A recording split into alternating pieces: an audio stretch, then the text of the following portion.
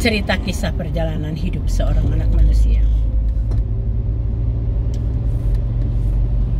Kita cerita tentang pendengaran. Ada firman Tuhan yang berbunyi begini.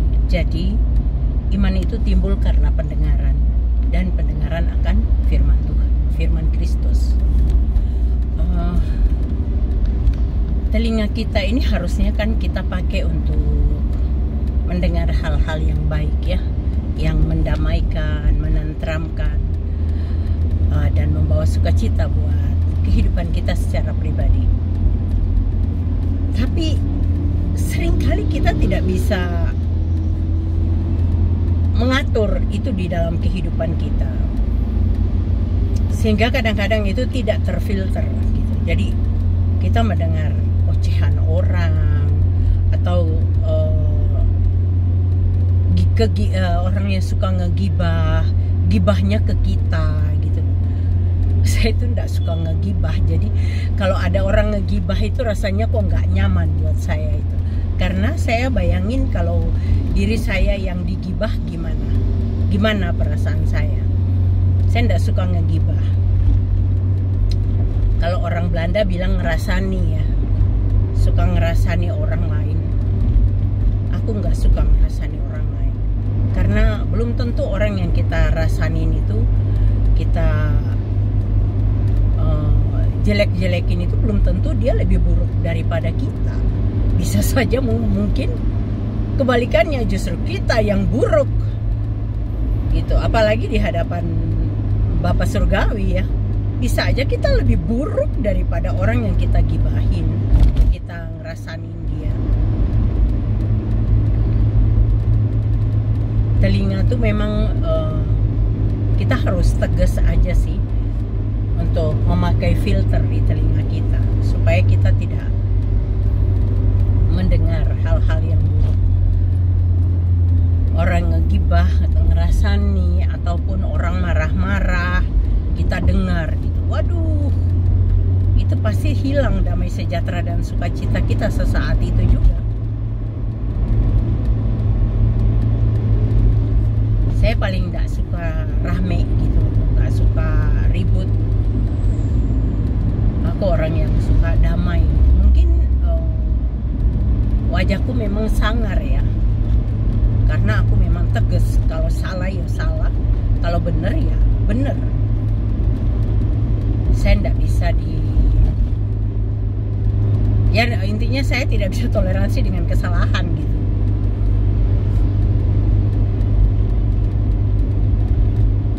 Saya selalu juga mau menjadi pendengar, karena menjadi pendengar itu buat kita yang orang dominan atau orang controller ini, waduh,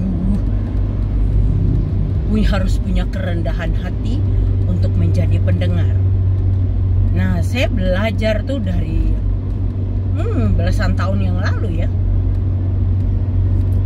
Saya ada di satu komunitas Asia Work. Di situ saya belajar, karena saya sadari banget saya orang controller ya, orang yang dominan ya. Waduh, dulu aku keras banget gitu, yang nggak bisa toleransi gitu, dan tidak bisa menjadi pendengar, maunya didengar terus gitu. Tapi disitulah saya mengerti dan saya mau berubah, dan hanya Tuhan yang bisa merubah. Dan ketika saya mengenal Tuhan,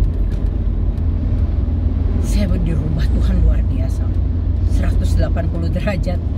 Saya dirubah, saya lahir baru, sehingga saya bisa menjadi pendengar.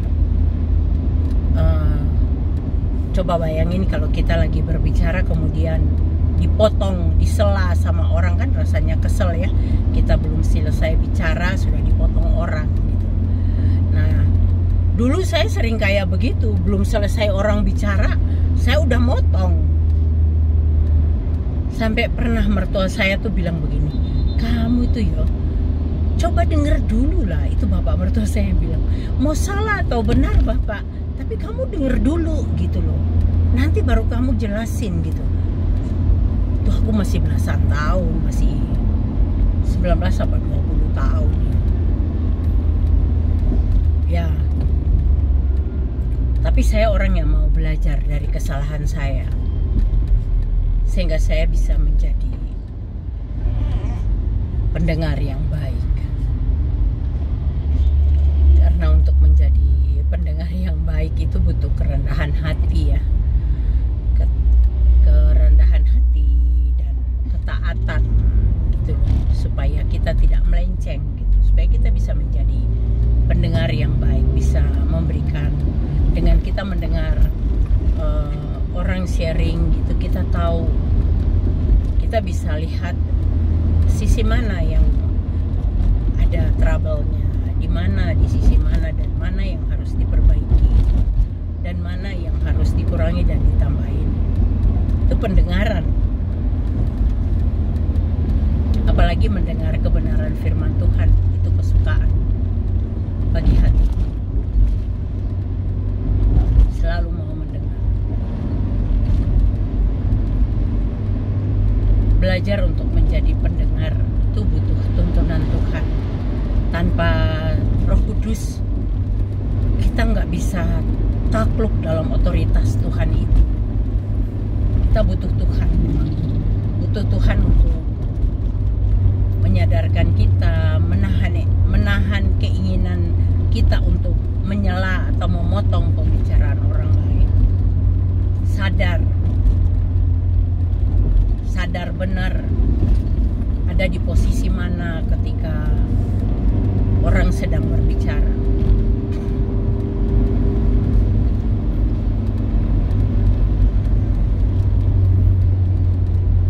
Saya kalau lihat itu loh, angkatan bersenjata, mereka tuh bawahan dengan pimpinannya tuh siap terus, siap salah gitu. Waduh, luar biasa, mereka bisa menaklukkan dirinya di bawah otoritas pimpinannya. Nah, itu manusia loh. Kita harusnya takluk juga dalam otoritas Tuhan, dan izinkan Tuhan berdaulat dalam kehidupan kita, mengambil alih kehidupan kita. Kita bisa diubah menjadi pendengar yang baik.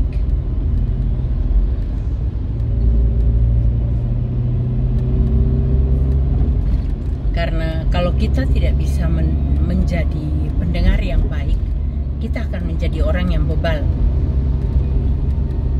yang suka melawan, berontak, melawan terus, tidak bisa kalem dalam kehidupan. Kalau Bapak Ibu mungkin kalau yang tipikal karakter seperti saya, yang orang dominan, orang controller ini, belajar dengan mulai mendengar firman Tuhan. Kan ada audio Bible gitu juga, yang Alkitab suara ya. Ada Alkitab suara, kemudian kadang-kadang itu kita nonton di TikTok atau di YouTube. Ada tuh, aku suka sekali nonton tuh yang kisah dari Alkitab yang dia angkat. Aduh, keren banget gitu. Saya suka sekali gitu mendengar itu. Jadi kadang-kadang ya sambil mau tidur tuh saya tuh juga kalau sudah habis saat teduh malam itu suka denger gitu. Dengar sampai mau tertidur baru saya matiin HP-nya. Rasanya itu nggak pengen jauh dari Tuhan. Selalu rindu ingin mau dekat Tuhan. Intinya tuh pendengaran kita jangan kita pakai untuk mendengar hal-hal yang duniawi lah. Dengar musik yang jerang-jereng yang sangat duniawi. Itu membuat jiwa, lagu-lagu itu mempengaruhi jiwa kita loh. Kalau kita sering mendengar lagu rohani, itu akan mempengaruhi jiwa kita juga. Kalau kamu suka kalau kamu suka mendengar musik jerang-jereng, percayalah, karaktermu juga keras, bebal, gak bisa dibilangin, gak bisa dikasih tahu. Tapi kalau kamu sudah suka musik-musik yang lembut, apalagi suka dengan lagu-lagu pujian, waduh keren ya. telinga kamu sepanjang hari mendengar lagu pujian, keren. Makanya saya itu kalau di dalam mobil, flash disk saya itu isinya tuh lagu pujian semua. Sehingga walaupun kadang-kadang kan tidak bersama tim, kadang-kadang kan saya sendiri gitu. Kadang-kadang saya sendiri gitu. Kalau sendirian itu saya enggak pernah takut gitu loh. Saya tahu Tuhan menyertai aku. Kadang-kadang kan memang tim ada masalah, mungkin ada masalah kesehatan atau mereka ada keperluan keluarga sehingga nggak bisa nemanin kan. Saya harus sendiri gitu. Kan jalan aja, saya bersama Tuhan saya pasti bisa. Nggak pernah takut. Dan musik pujian itu terus sepanjang jalan. Saya pasti musiknya tuh musik pujian. Itu yang saya ya ikut nyanyi gitu ya, seneng gitu. Saya suka mendengar lagu-lagu pujian. Itu membangun roh saya juga sih sebenarnya. Dari pendengaran saya itu timbul iman kan. Nah, kita juga dengan mendengar bahkan ikut bernyanyi lagu-lagu pujian itu menambah iman percaya kita. Kita sedang membangun juga satu hubungan dengan Tuhan. Itu ada korelasinya lah. Mana kita sedang membangun hubungan dengan Tuhan.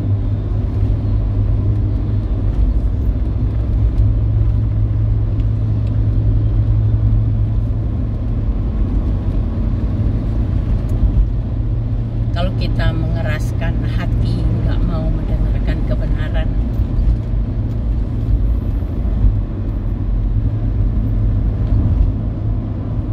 susah banget. Kalau orang yang mengeraskan hati tidak mau mendengarkan kebenaran firman Tuhan, itu orang yang pasti hidupnya akhirnya akan cilaka. Pasti cilaka, masuk jurang maut. Tidak mau dengar kebenaran firman Tuhan, mengeraskan hatinya, bakalan masuk ke dalam api abadi itu.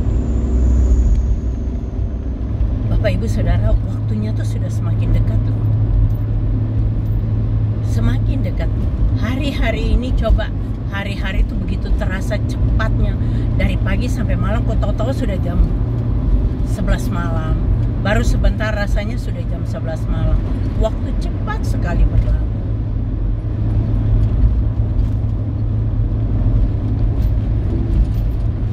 Kalau kita sadari itu,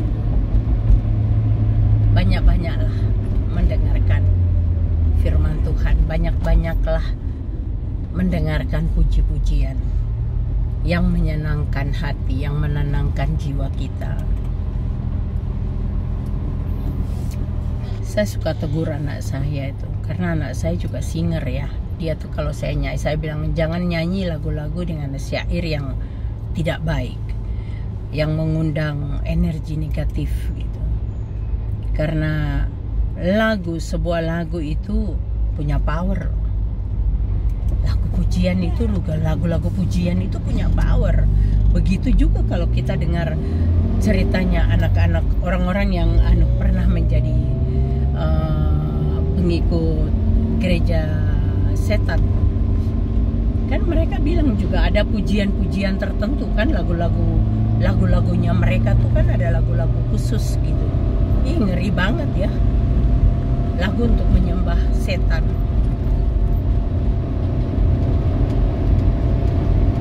Makanya hati-hati kalau menyanyi dan mendengarkan musik. Carilah lagu atau musik yang baik, yang positif. Lebih bagus mendengarkan lagu-lagu rohani yang memuji nama Tuhan.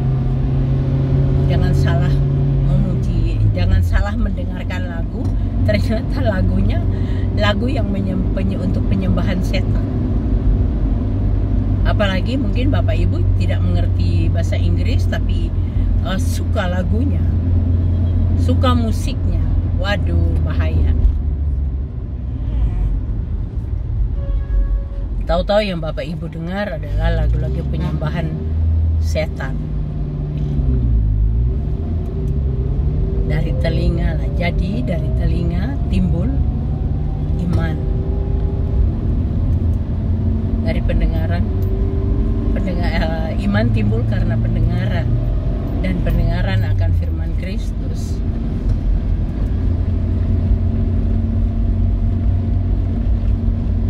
Telinga kita, kalau telinganya tidak bisa mendatangkan kebaikan buat kita, buat apa kita punya telinga? Potong aja tuh telinganya, dibuang aja. Kalau telinganya menyesatkan, ya kan?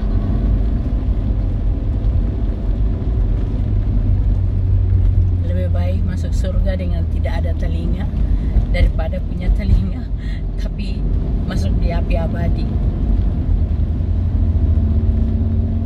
Jangan suka dengar gibahan orang.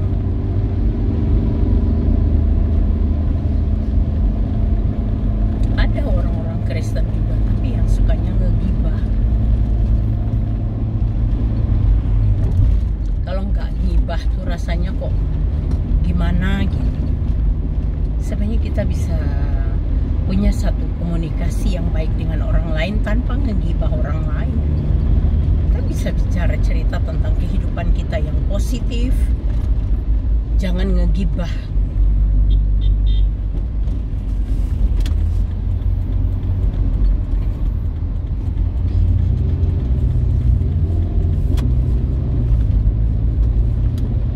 Oke Bapak Ibu Saudara, jangan suka ngegibah ya.